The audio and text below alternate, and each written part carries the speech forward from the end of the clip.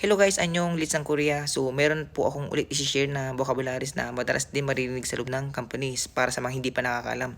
So, number 1 si Majimak. Number 2, Tak.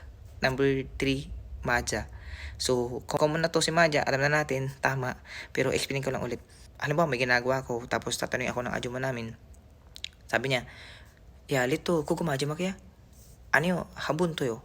Sabi niya, last na ba yan? Tapos sabi ko, hindi pa po, isang beses pa po.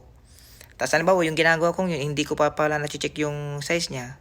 Makikisuya ko sa ajuma namin na, ajuma, 사이즈가 아직 안 재봤어요. 혹시 재봐요?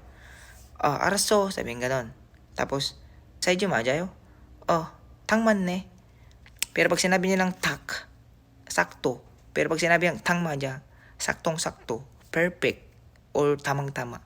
So, yun yung ano niya, meaning niya. So, inano ko lang para sa mga hindi pa nakakalam na kapwa natin EPS. So, yun lang, power. Peace!